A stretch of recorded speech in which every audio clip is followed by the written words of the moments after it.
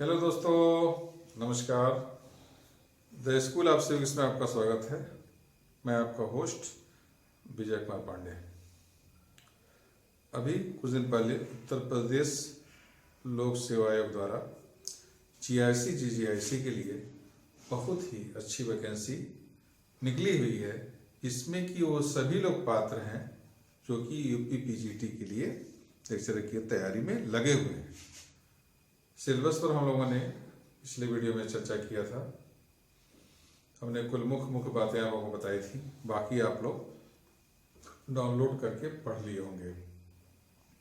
तमाम बच्चे बच्चियां मुझसे फ़ोन के द्वारा, मैसेज के द्वारा कह रहे थे कि कौन सी पुस्तक पढ़ें जो कि कम समय में अच्छी से तैयारी हो सके।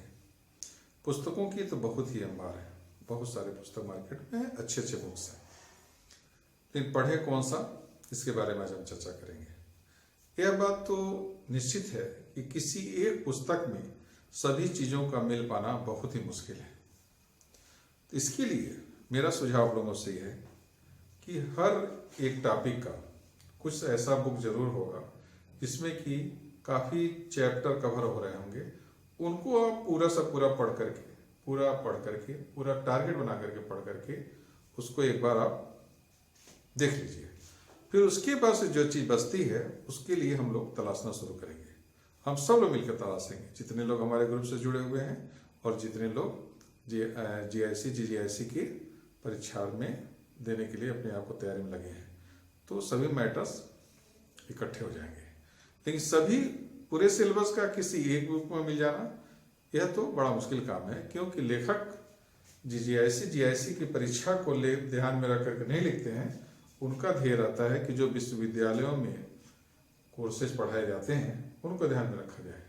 कुछ मार्केट में बहुत सारी किताबें उपलब्ध हैं जो कि लिख करके आएंगी कि यह जो है लेक्चर के लिए उपयोगी है। वो कितनी अच्छी है, कहाँ तक अच्छी है, वो तो पढ़ने के बाद ही निश्चित होती हैं।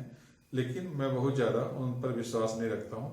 एक दो पुस्तकें मैं भी पढ़ता हूँ, कई मैंने जो उसमें आकर के तमाम ले भी लिए, वास्तव खुली भी नहीं, एक बार देखने के बाद मैंने रख दिया हूँ, क्योंकि उनके तथ्यों और उनके द्वारा दिए गए प्रश्नों के उत्तर पर भरोसा नहीं किया जा सकता है।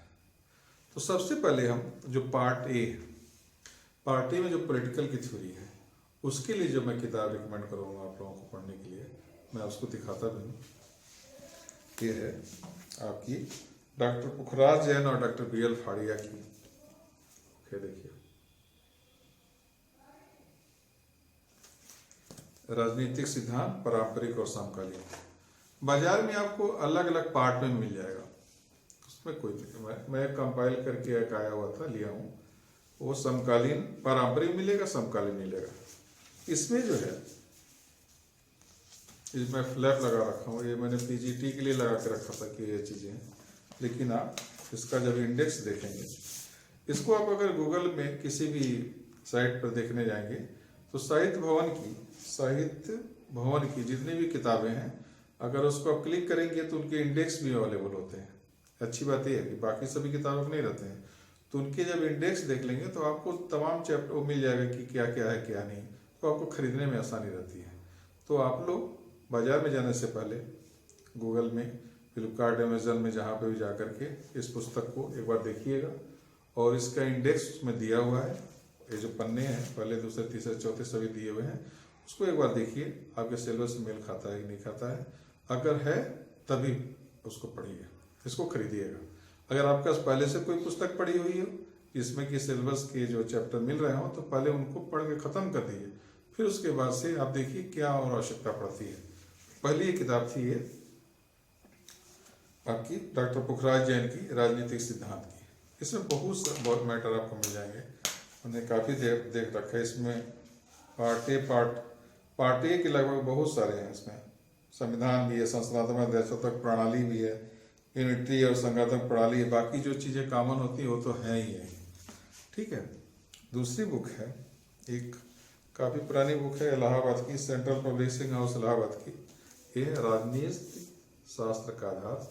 इसके लेखक हैं अंबा दत्त पंत और मदन गोपाल गुप्ता या हरिमोहन जैन। देख लीजिए, इसको मैंने पढ़ा है, बहुत अच्छी बुक है। इसमें भी आपको बहुत सारे चैप्टर मिल जाएंगे। पीजीटी के तो यूपी पीजीटी के बहुत सारे इसमें चैप्टर अवेलेबल हैं, अगर मिलती है कहीं तो आप लोग ले सकते हैं। इसमें आप देखिए, इसमें राजनीति शास्त्र का अर्थ, विस्तार, स्वभाव, राजनीति शास्त्र, सामाजिक शास्त्रों से संबंधित अपने जीआईसी में है।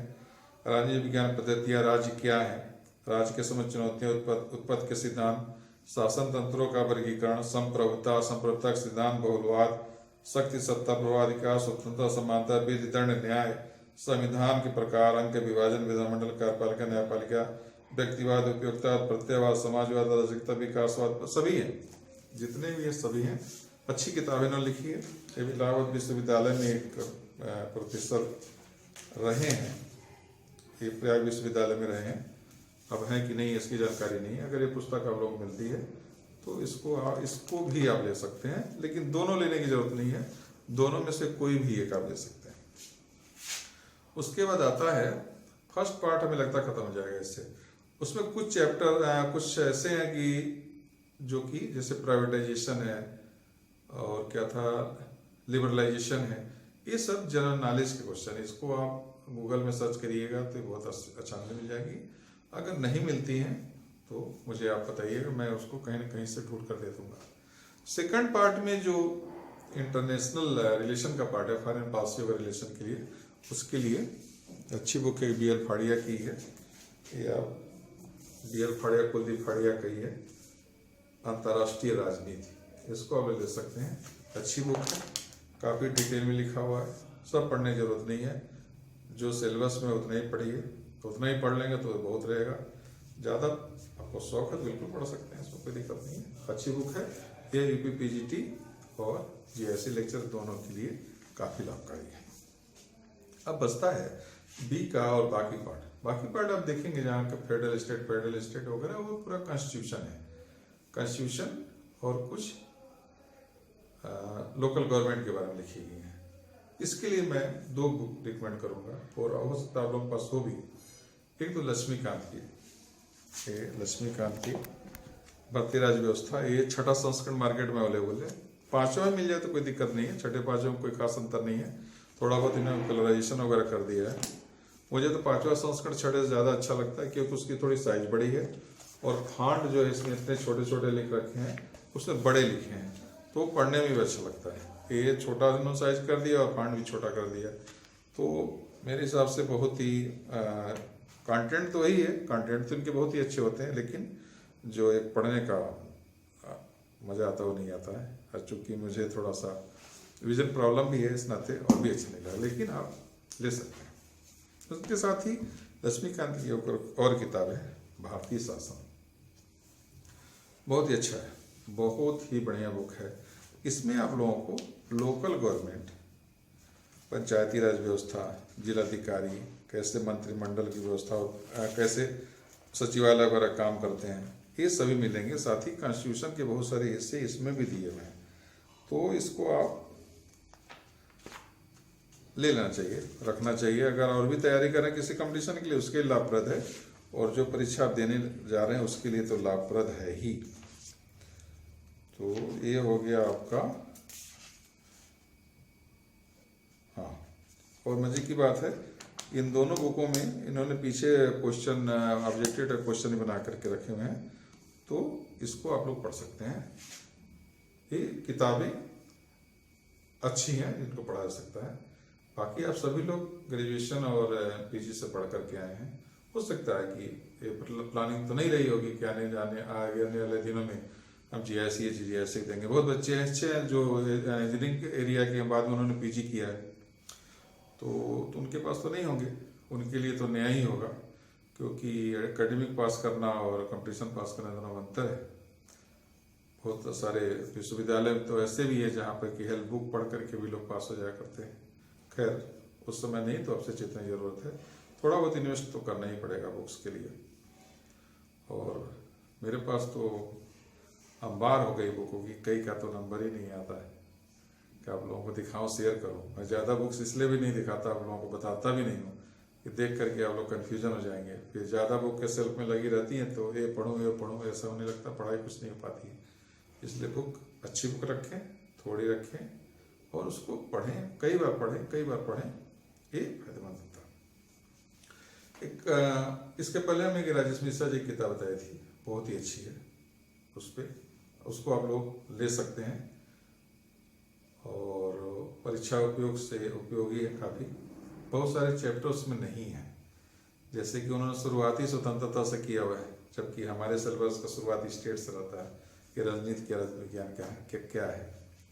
इसके लिए एक और बुक है, वो मैं उसको स्ट्रांगली रिकमेंड नहीं करता हूँ, लेकिन वो अच्छी है। उन्होंने जो कंपाइल करने की कोशिश करी, अच्छी करी, मैं उसको आपको दिखाता हूँ। वो है, ये है राजनीति विज्ञान, आरोही पब्लिकेशन की है और इसको लिखा है आर.के. जैन, कला जैन, लक्ष्मीकांत त्रिपाठी ने। इसके पहले फर्स्ट एडिशन भी था, है मेरे पास, वो 2 वॉल्यूम में आया करती थी, वॉल्यूम 1, वॉल्यूम 2, और उसमें भी मैटर और उसके जो मैटर सभी इसमें शामिल हैं। इसको इन्होंने रिवाइज किया हुआ है, क्योंकि इनका भी मकसद जैसे मिश्रा जी का था कि पूरा बुक उन्होंने नेट जेआरएफ को देख करके लिखा हुआ है। ये भी मोस्टली नेट जेआरएफ के सिलेबस को कवर करने की कोशिश की है, लेकिन साथ ही इन्होंने उन चैप्टर्स को लिए हैं जो कि पीजीटी या टीजीटी एग्जाम के लिए उपयोगी है। इसकी शुरुआत इन्होंने राजनीतिक सिद्धांत अर्थ से किया हुआ है। राजनीति विज्ञान, व्यवहारवाद, उत्तर व्यवहारवाद, व्यवस्था सिद्धांत, संरचनात्मक, कार्यात्मक। देखिए मैंने पूरी मार्किंग कर रखी हुई है, ठीक है ना, पीजीटी लिखा हुआ है, पहले का लिखा पीजीटी, यानी कि ये सभी चैप्टर जो है ये सब अपने पीजीटी के सिलेबस में हैं। इसके अलावा इधर भी जो थिंकर्स के जो भी थिंकर्स दिए उसमें काफ़ी हद तक देखिए पीजीटी के लिखा हुआ है। इसमें पहला वाला ये पहले का ये और दूसरे का ये, तो हमें ठीक लगा क्योंकि एट ए ग्लांस दिया हुआ है, फैक्ट्स अच्छे लिखे हैं, उनको याद करने से हमारे लिए फ़ायदा ही फ़ायदा होगा। अगर आप लोग इसको बियर कर सकते हो तो लेने में कोई बुराई नहीं, ठीक है। तो ये तो हो गई बुक, काफ़ी बुक हो गई, 3, 2, 5, 6 बुक हो गई। इसको पढ़ना भी कोई आसान बात नहीं है। बहुत सारे बच्चियाँ सर्विस में हैं तो उनको उतना समय निकाल पाना बहुत मुश्किल है, लेकिन कुछ बड़ा करने के लिए कुछ बड़ा त्याग करना ही पड़ता है। नौकरी आप लोग करते रहें, स्वस्थ रहें, आप लोग अपने आप को हेल्दी बनाए रखें, स्वस्थ बनाए रखें, परिवार के साथ रहें, जो भी है सबसे तालमेल में बैठाएं, क्योंकि बहुत जगह नौकरी कर लेने के बाद पढ़ने की अगर तैयारी की जाए तो कई लोग आगे बुला हो जाते हैं, अरे आप क्या करने जा रहे हो, आप क्या करने जा रहे हो।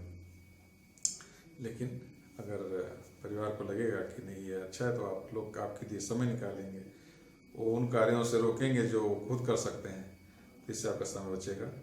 थोड़ा जल्दी उठने की कोशिश करिए, अपने दिन को 24 घंटे से 25 घंटे 26 घंटे बनाइए।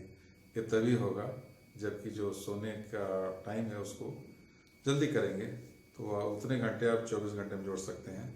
यदि कोई 4 बजे उठ करके पढ़ने बैठ जाता है तो अपने 24 घंटे को वो 26 घंटे बना सकता है अगर वो 6 बजे उठता है तो।